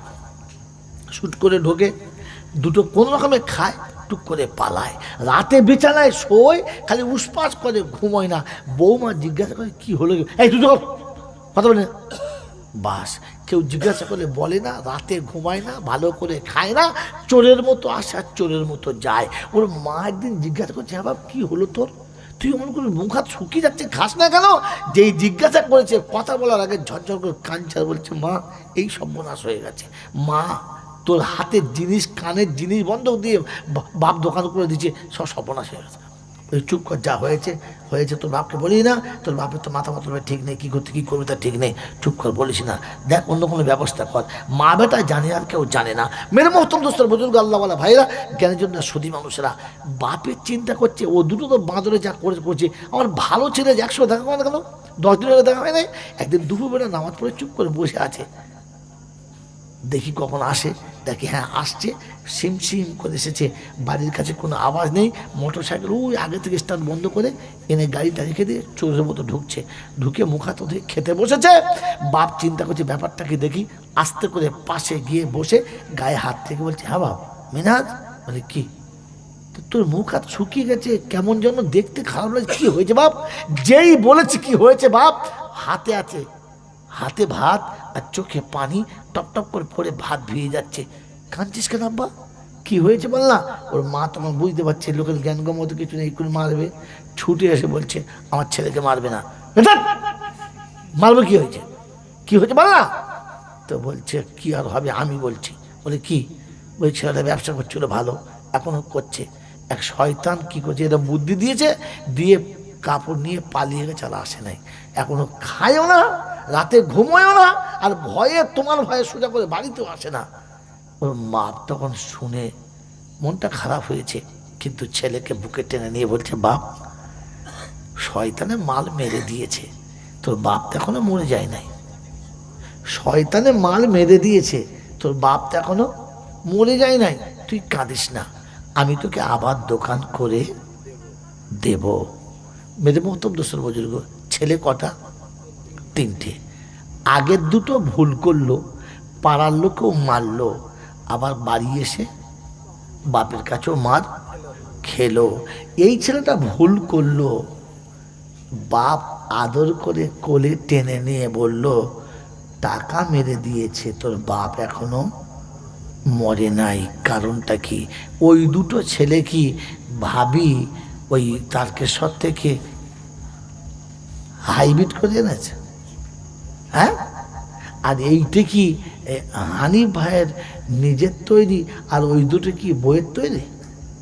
তো ওদের মেয়েদের এখানে বসিয়েছ, কি সর্বনাশ করেছে দেখেছে, সারা ভাতের হাঁড়ি এত কাছে দেয়। সব আমি খেয়ে নিয়েছি ঘোড়ার ট্যাং, তাছাড়া তো ইঁদুর মারা বিষ দিয়ে আমাকেও মেদ দিত। দরকার নাই বাবা তোমাদের কথা শোনানোর। আচ্ছা আপনি বলেন, এখন কি মনে হচ্ছে এই ছেলেটা হানিফ ভাইয়ের, আর বাকি দুটো ধার করা? 3টি তো না, কিন্তু এইটার জন্য বলল যে আমি তোকে আবার দোকান করে দেবো, আর ওদের বেলা বললো ছেড়ে দেন, আমি ওকে ধনে দেবো। কি কথা বোঝেন না, বোঝেন নাই? ছেলে 3টিই তো ওর, কিন্তু এটার জন্য কি বলেছে, কাঁদিস না।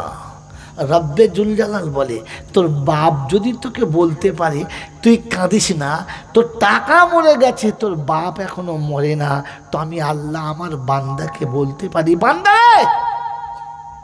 তুই নৈরাশ হোস না, এখনো তোর রব আছে, তোর জীবনের গুনাহ মাফ করে দেবে, আর তোকে জান্নাতে পৌঁছে তবে শান্তি পাবে তোর বান্দা হওয়ার জন্য। কিন্তু 3টে নমুনা। 1 নম্বর, চোরের মতো আসে, চোরের মতো যায়, খেতে বসে ভালো করে খায় না, আর রাতে বিছানায় ভালো করে শোয় না। এটা হলো বান্দা হওয়ার। আপনার আমার কাছে আছে? হ্যাঁ, বিড়ি না খেয়ে শোয় না, কি বলেন জি? বিড়ি না খেয়ে শোয় না, আর লুঙ্গি খুলে গেল ফজরে, ফেরেশতা বলছে ওই 5 বালিশের মতো পড়বে, মনে রাখিস। কথা কথা বোঝে না, কি আশ্চর্য। এটা শুধু আমি গল্পে বলি নাই, কোরআন শোনালাম, দেখবেন কোরআনটা, বলেন এবার কোরআনটা দেখবেন। হ্যাঁ না বলেন তো? কোরআন শোনাচ্ছি, ওয়া ইবাদুর রাহমানিল্লাযীনা ইয়ামশুনা আলাল আরদি হাওনা ওয়া ইযা খাতাবাহুমুল জাহিলুনা ক্বালু সালামা আল্লাযীনা ইয়াবিতুনা লিরাব্বিহিম সুজদান ওয়া কিয়ামা الذين يقولون ربنا اصرف عنا عذاب جهنم إن عذابها كان غراما। আল্লাহ পাক রব্বুল আলামিন শোনাচ্ছেন 19 পারা সূরা ফুরকানের 64-65 নম্বর আয়াতে রব্বে জুল জালাল শোনাচ্ছে, বিশ্ববাসী শোনো, আমি রহমান আমার যারা বান্দা, ওয়া ইবাদুর রহমান, আমি রহমান আমার যারা বান্দা, তাদের নমুনা, তারা অপরাধীর মতো ঢুকবে, অপরাধীর মতো যাবে, জমিদারের মতো তারা চলে না। এ বাবাজিরা আমার শোনাচ্ছেন বন্ধুরা, কোরআন শুনিয়ে দিয়েছে ওয়াজা মান খাশিয়ার রহমান বিল গায়ব ওয়াজা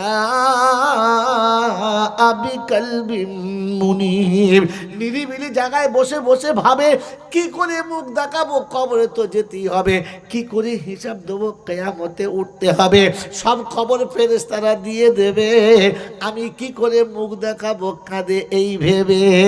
আমার বাপজিরা আমার শোনাচ্ছেন বন্ধুরা, কোরআন শুনে দেওয়া যাবি কালবি মুনিব। এরপরে যখন রবের কাছে আসে, আল্লাহর ঘরের কাছে আসে, পবিত্র হয়, অজু করে পাক সাফ হয়, আল্লাহর ঘর দেখে বলে আল্লাহুম্মা গফিরলি যুনুবি খাতাই ওয়া আমাদি।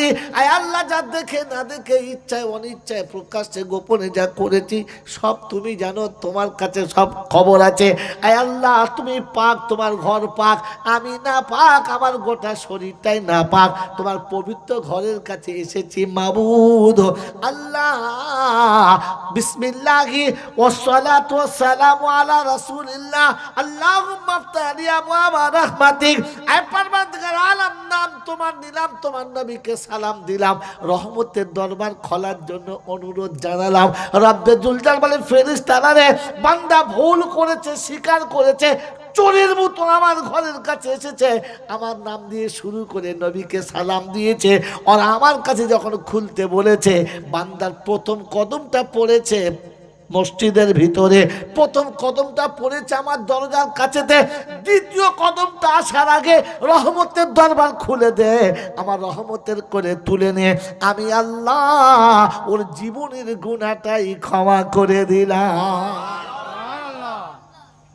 বাবাজিরা, সোনারা লালেরা, কোরআন শুনিয়ে দিচ্ছে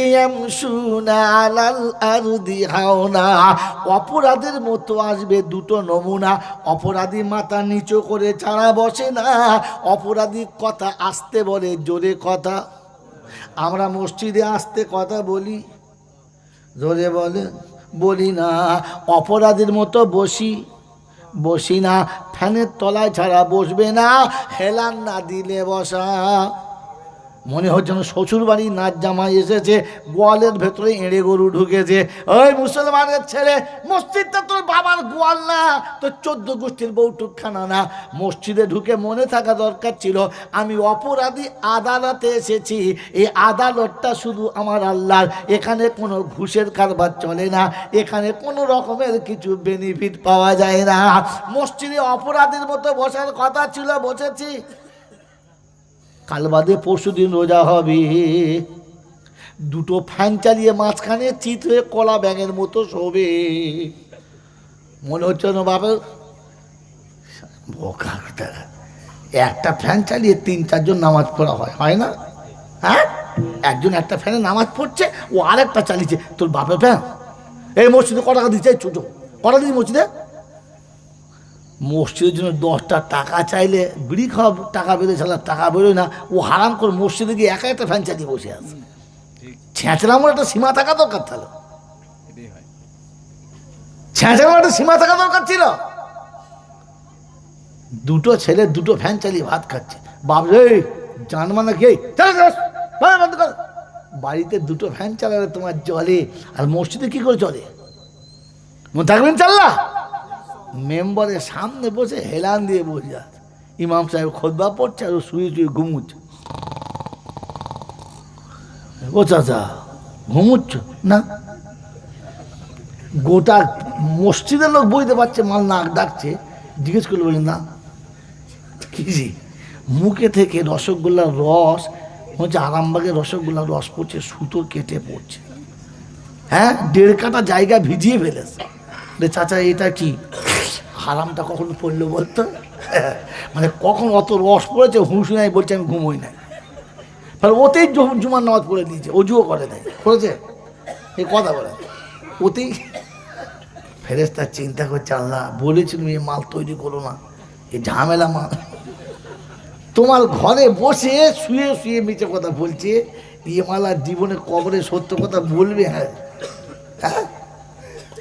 আমার বন্ধুরা, আমার আল্লাহওয়ালা ভাইয়েরা, আল্লাহ পাক শোনাচ্ছে, আমি রহমান তাদের জন্য যারা আমার ভয়েতে চোরের মতো আমার ঘরের কাছে আসে, নিরিবিলি আমার সাথে কথা বলে, হাত তোলার আগেই কেঁদে ফেলেছে, আল্লাহ কি করে মুখ দেখাবো আল্লাহ, তোর সাথে কি করে দেখা করবো আল্লাহ, কি করে কবরে আমি জবাব দেবো আল্লাহ। এই ভয়েতে যারা হাত তোলার আগে কাঁদে, কেঁদেছেন কোনোদিন?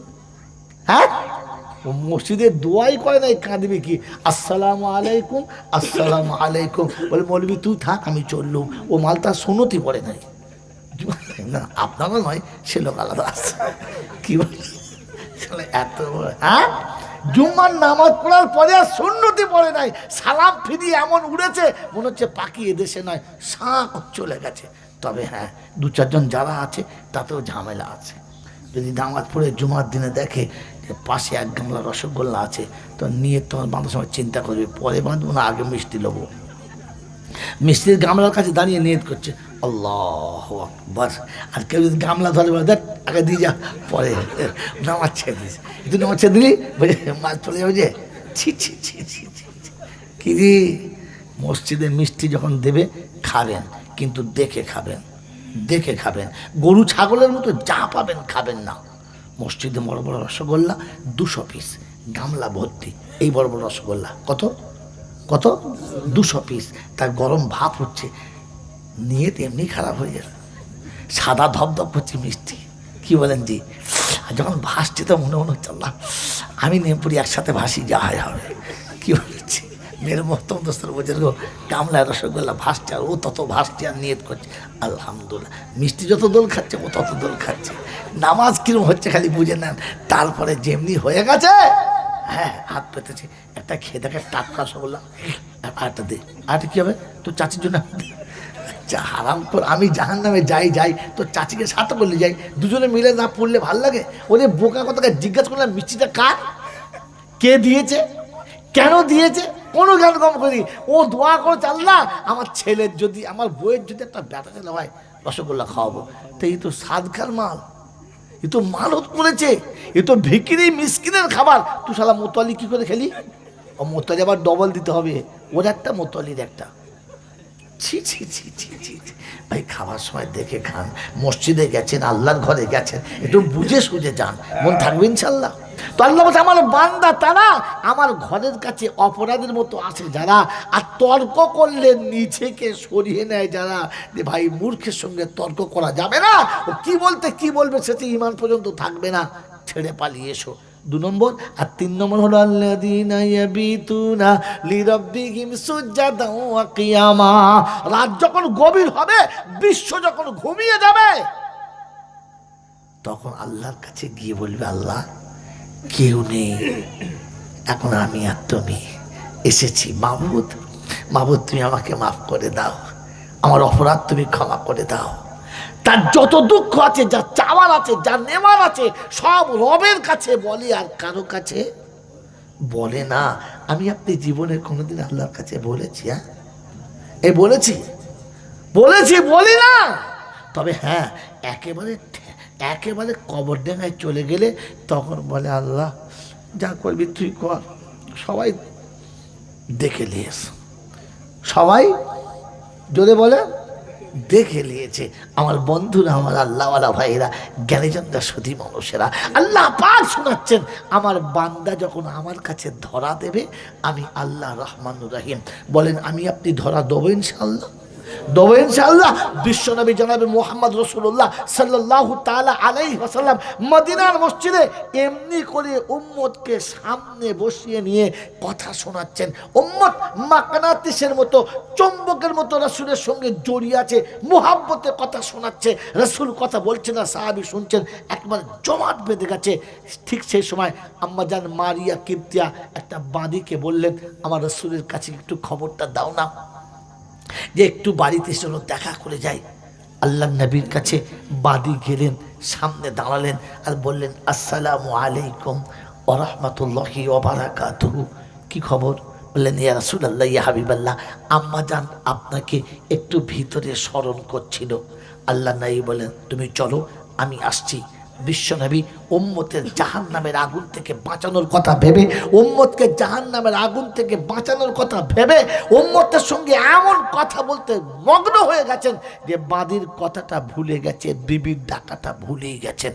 আমার বন্ধুরা, আমার আল্লাহওয়ালা ভাইয়েরা, জ্ঞানীজনরা, সুধী মানুষেরা, আমার সোনামণি মায়েরা বোনেরা, বেশ কিছুক্ষণ পরে বাদীকে আবার পাঠিয়েছে, যাও যাও, মনে হচ্ছে রাসূল বিস্মরণ হয়ে গেছে, আর একবার যাও। বাদী আবার এলেন, চোখ মুখটা কেমন যেন শুকনো শুকনো কাঁদো কাঁদো ভাব, এসে বললেন, ইয়া রাসূলুল্লাহ, ইয়া হাবিবাল্লাহ, আম্মা জান আপনাকে একটু স্মরণ করেছিলেন। বলে, হ্যাঁ হ্যাঁ ভুলে গেছি, চলো আসছি। বাঁধি চলে গেছে। রাসূল সাহাবীদের সামনে বসিয়ে নিয়ে একেবারে জাহান্নামের কথায়, আখিরাতের কথায় এতটা মগ্ন হয়ে গেছেন, ভুলে গেছেন যে ভিতর থেকে আমার দুয়ার দুয়ার ডেকেছে, কথা ভুলে গেছেন। আল্লাহ রাসূল উম্মতের সঙ্গে এতটা বেশি অতপ্রতভাবে জড়িয়ে গেছেন, পৃথিবীর কোনো কথা তার জেহেনে নেই, আখিরাত সামনে ভাসছে। সাহাবীরা রাসূলের কথায় একেবারে পানির উপরে মাছের মতো সাঁতার কাটছে, তারা কথা বুঝেছে, তাই দুনিয়া ছাড়া সহজ হয়ে গেছে। মেরে বহতুম দোস্ত বুজুর্গ, আল্লাহওয়ালা ভাইরা, আম্মা জান মারিয়া কিবতিয়া বাদীকে বললেন, আর একবার যাও, গিয়ে বলো, ইয়া রাসূলুল্লাহ, ইয়া হাবিবাল্লাহ, মেহমান চলে যাবে, মেহমান চলে যাবে, আপনার শেষ দিদার করতে চাচ্ছে, বাস আর কিছু বলবে না। বাঁধি এসেছে, চোখ দিয়ে পানি টপ টপ টপ টপ করে পড়ছে। আল্লাহ নবীর সামনে দাঁড়িয়ে বললেন, আসসালামু আলাইকুম ইয়া রাসূলুল্লাহ। বললেন, ওয়ালাইকুম আসসালাম, কি খবর? বললেন, ইয়া রাসূলুল্লাহ, ইয়া হাবিবাল্লাহ, আম্মা জান ভিতর থেকে শুনিয়েছে মেহমান চলে যাবেন, আপনার সঙ্গে শেষ সাক্ষাৎটা করতে চাচ্ছে। আল্লাহ নবী সাল্লাল্লাহু আলাইহি ওয়াসাল্লামের ভেতরে একটা বেচাইনি এলো। সাহাবীদের বললেন, একটু অপেক্ষা করো না, একটু দাঁড়াও, আমি একটু ভিতর থেকে আসি, কথাটা শুনিয়ে দিয়ে আসি। আমার আল্লাহওয়ালা ভাইরা ভিতরে যেমনি গেছেন, যেমনি ঘরের ভিতরে গেছেন, আমার আল্লাহওয়ালা বন্ধুরা, পিয়ারা নবী সাল্লাল্লাহু সামনে যেমনি গেছেন, আম্মা জান মারিয়া কিবতিয়া কোলের বাচ্চা তুলে নিয়ে স্বামীর কোলেতে দিলেন, নবীর কোলেতে দিলেন, আর বললেন, মনে হচ্ছে মেহমান চলে যাবে, বেশিক্ষণ থাকবে না। আল্লাহ নবী যেমনি কোলে নিয়েছে, বাচ্চার চেহারার দিকে চেহারা পড়েছে, বাপ বেটায় মুখোমুখি হয়ে গেছে, বাচ্চা আব্বা বলে আওয়াজ তুলেছে, আর ওখানেই আওয়াজ ঠান্ডা হয়ে গেছে, হাঁ করে তাকিয়ে রয়েছে। আজরাইল এসে সিনাতে হাত রেখেছেন, পায়ের দিক থেকে জানটা আস্তে আস্তে শেষ হয়ে আসছে, পাটা লটকে গেছে, হাত পাগুলো ঠান্ডা হয়ে আসছে। রাসূল মুখের দিকে তাকিয়ে আছে, বাচ্চা বাপের মুখের দিকে তাকিয়ে হাঁ করেছে, আর মুখ বন্ধ হয় নাই, ওই আওয়াজ ওখানে আটকে গেছে। আল্লাহ নবীর চেহারা দিকে তাকিয়ে রয়েছে, বাচ্চা মা বাপের কোল থেকে বিদায় নিচ্ছে, আল্লাহ নবীর মুখের দিকে তাকিয়ে রয়েছেন, চোখ দিয়ে টপ টপ করে পানি আসছে, আর বলছে, আমার আব্বা, উম্মতের ব্যথায় এতটা বেশি ব্যথিত হয়েছিলাম, আমার যে কোনো বাচ্চা অসুস্থ আছে কথাটা ভুলে গিয়েছিলাম, আমার কোনো বাচ্চা আমার জন্য অপেক্ষা করছে এটা ভুলে গিয়েছিলাম, একটু আগে এলে তোমাকে কোলে নিতে পারতাম, তুমি তোমার ব্যথা ভরা কথাটা আমাকে বলতে, আমি বাপ শুনতে পেতাম, তোমার কথাটা আমার শোনা হলো না, কারণ উম্মতকে জাহান্নামের আগুন থেকে বাঁচানোর জন্য আমি নবী এতটা ফিকির আর এতটা কাম আমার মাথার উপরে ছিল যে আমি সন্তানের কথা ভুলে গিয়েছিলাম। বিশ্বনবী জনাবে মুহাম্মদ রাসূলুল্লাহ বাচ্চার মুখের দিকে তাকিয়ে টপ টপ টপ টপ করে চোখের পানি পড়ছে। সাহাবীরা অবাক হয়ে গেলেন, স্তব্ধ, কোনো কথা বললেন না, চুপচাপ। গোসল হলো, কাফন হলো, দাফন হলো। আল্লাহ নবী দাফন দিয়ে টুকটুক টুকটুক করে মদিনার মসজিদে এসে বসে গেলেন। সাহাবীরা চারিদিকে গোল করে বসেছে, রাসূলের মুখটা নিচু, মনটা মলিন, চেহারাটা মলিন, মনে হচ্ছে আসমান যেন নিচু হয়ে গেছে, একেবারে একেবারে ঝুঁকে গেছে। আল্লাহ নবীর কাছে সাহাবীরা বসে আছেন। খানিক বাদে জিজ্ঞাসা করলেন, ইয়া রাসূলুল্লাহ, ইয়া হাবিবাল্লাহ, বেয়াদবি যদি মাফ করে দেন, একটা কথা জিজ্ঞাসা করার ছিল। আল্লাহ রাসূল বললেন, বলো। বললেন, ইয়া রাসূলুল্লাহ, ইয়া হাবিবাল্লাহ, বুঝতে পারছি না কোনটা বলবো। ইয়া রাসূলুল্লাহ, ইয়া হাবিবাল্লাহ, আপনার কওলটা ঠিক ধরবো না আমলটা? আল্লাহ রাসূল বললেন, কেন, কোথায় কি দেখেছো বলো? বললেন, ইয়া রাসূলুল্লাহ, আপনি বলেছেন, ইন্নাল মাইয়িতা ইউআযিবু বিবুকাই আহলিহি, আত্মীয় স্বজনের কাঁদার কারণে শুনেছি মাইয়িতকে কষ্ট দেওয়া হয়। বললে, হ্যাঁ এটা সত্য, ঠিকই তো বলেছি। আল্লাহ নবী বললেন, ঠিকই বলেছি। সাহাবী বললেন, ইয়া রাসূলুল্লাহ, ইয়া হাবিবাল্লাহ, ভাইজান যখন আপনার কোলে ছিল, ভাইজান যখন আপনার কোলে ছিল আর পৃথিবী ছেড়ে চলে যাচ্ছিল, আপনি কোলে নিয়ে মুখের দিকে তাকিয়েছিলেন, কি যেন কথা বলছিলেন, আর চোখ দিয়ে top top top top top top করে পানি পড়ছিল। ভাইজানের চলে যাবার পরে তার সিনার উপরে আপনার চোখের পানি পড়ছিল। এখন আমি কোনটা মনে করব, ওই কথাটা না এই চোখের কান্নাটা? আল্লাহ নবী বললেন দুটোই সত্য। এই জন্যে আমি যে কাঁদতে বলেছিলাম, বারণ করেছিলাম, সেটা আর্তনাদ করতে। বাচ্চা হারালে বাপের চোখে পানি আসবে না। তাই হয় যে বাচ্চা আব্বাকে আব্বা বলে ডেকেছে, কলিজা ফেটে গেছে যে বাচ্চার মুখের একটা কথার উপরে বাপ মৃত্যুর সামনে গিয়ে দাঁড়িয়েছে, যে বাচ্চার একটা আর্তনাদ মেটাতে বাপ তার বুকে রক্ত ঢালতে কোনটা করে নাই, যে বাপ বাচ্চার শুধু মুখের হাসি ফুটাতে গিয়ে নিজেকে দাঁড়িয়ে বিক্রি করে দিতে পারে। ওই বাচ্চা চলে গেলে বাপ কাঁদবে না, তাই হয়। কোনো বাপ হারালে বাচ্চা কাঁদবে না, তা হতে পারে। কোনো স্বামী বিবি হারাবে আর চোখে পানি আসবে না, তা হতে পারে না। কোনো বিবি স্বামী হারা হবে আর চোখে পানি আসবে না, তা হতে পারে না। আমি চোখের পানি ফেলতে বারণ করি নাই, আর্তনাদ করতে বারণ করেছি, চিৎকার মেরে কাঁদতে বারণ করেছি, ধুলাতে শুয়ে কাঁদতে বারণ করেছি, লোকের গলা ধরে কাঁদতে বারণ করেছি, চোখের পানি ফেলতে বারণ করলাম না। বিশ্বনবী জনাবে মুহাম্মদ রাসূলুল্লাহ সাল্লাল্লাহু তাআলা আলাইহি ওয়াসাল্লাম পরের দিন সকালবেলা ঠিক ওই রকম সময়তে সাহাবীদের বললেন, আমি একটু পরে এসে কথা বলছি, বাড়ি থেকে ফিরে আসতে দাও। আল্লাহ নবী বাড়ির ভিতরে এলেন, এসে দেখলেন আম্মাজান মারিয়া কিপ্তিয়া বসে আছেন, চুপ করে বসে আছেন, মাথাটা নিচু করে বসে আছেন, চোখ দিয়ে টপ টপ টপ টপ করে পানি পড়ছে, কান্নায় বুকটা ভেসে যাচ্ছে। আল্লাহ নবী এসে বললেন, মারিয়া তুমি কাঁদছো? সন্তান হারিয়ে গেছে বলে, তোমার বাচ্চা মারা গেছে বলে তুমি এমনি করে বসে বসে কাঁদছো, চোখের পানি ফেলছো? আম্মাজান মারিয়া কিপ্তিয়া বলেছিলেন, ইয়া রাসূলুল্লাহ ইয়া হাবিবাল্লাহ ওয়াল্লাযী নাফসি বিয়াদিহি, ওই পাক জাতের কসম যার আমার জান, ওই আল্লাহর কসম খেয়ে বলছি, সন্তান হারানোর জন্য কাঁদি নাই, দুটো ব্যথা আমাকে কাঁদাচ্ছে। দুটো ব্যথা? বললে হ্যাঁ। একটা ব্যথা হলো ঠিক এই সময় আমার বাচ্চা, এই সময় আমার বাচ্চা আমার কোলে এসে দুধ খেত, আমি তো মা, তাই মনে পড়ছে আমার বাচ্চাটা এই সময় কার কোলে আছে, কি আমার বাচ্চাকে দুধ খাওয়াচ্ছে, আমার দুধের বাচ্চা এখন কাঁদবে, তাকে কে কোলে নেবে, এটা মনে হয়েছে। আর দ্বিতীয় যন্ত্রণা আমাকে কাঁদাচ্ছে, বাচ্চার দুধ খাওয়ার যখন সময় হয়েছে, বুকে দুধের জোয়ার এসেছে, কিন্তু খাওয়ার মতো কেউ নেই, তাই বুকের যন্ত্রণায় বুকটা ফেটে যাচ্ছে। ইয়া রাসূলুল্লাহ ইয়া হাবিবাল্লাহ, এত বুকের যন্ত্রণা আমাকে কাঁদাচ্ছে, আর দ্বিতীয় আমার বাচ্চা কোথায় আছে এই ব্যথায় আমার কান্না আসছে, মারা গেছে বলে চোখে পানি আসে নাই। পেয়ারা নবী সাল্লাল্লাহু তাআলা আলাইহি ওয়াসাল্লাম আম্মাজান মারিয়া কিপ্তিয়াকে ইশা করে ডেকে বললেন, নিচে নেমে এসো, ঘরের ভিতর থেকে বাইরে এসো। ফাঁকা আকাশের তলায় আল্লাহ রাসূল দাঁড়ালেন, এমনি করে হাতটা তুলে বললেন, হাতের তলায় দাঁড়াও, আকাশের দিকে তাকাও, আমি যেটা দেখছি তুমি সেটা দেখে নাও। মারিয়া দাঁড়াও, আমার হাতের তলাতে দাঁড়াও, আর দাঁড়িয়ে দেখো জান্নাতে দায়ী হুরেরা তোমার বাচ্চাকে কোলে নিয়ে দুধ পান করাচ্ছে। একটা দায়ী দুধ খাওয়াচ্ছে, আর একটা দায়ী এসে বলেছে আমাকে দাও না, একবার আমাকে পান করতে দাও, বিশ্বনবীর বাচ্চাকে আমি দুধ পান করবো, আমাকে দাও। ও দিচ্ছে না, ওর কোল থেকে জোর টেনে কেড়ে নিয়েছে, এর বুকে দুধ ফিক দিয়ে পড়ে গোটা মুখটা সাদা হয়ে গেছে, বাচ্চা খিলখিল করে হাসছে, আর ও বুকে চেপে ধরে বাচ্চা নিয়ে পালাচ্ছে। দেখবে এসো, ছুটে এসো। আল্লাহ রাসূল এমনি করে হাতটা তুলে দেখাচ্ছেন। আম্মাজান মারিয়া কিপ্তিয়া টুকটুক করে কাছে এলেন, মোবারক হাতটা ধরে নামিয়ে দিয়ে পাশে দাঁড়িয়ে গেলেন। আল্লাহ নবী বললেন, তুমি কেমন মা, বাচ্চা দেখতে চাও না? তোমার বাচ্চাকে আমি দেখানোর জন্য সামনের পর্দা সরিয়ে দিলাম, তুমি দেখতে চাও না?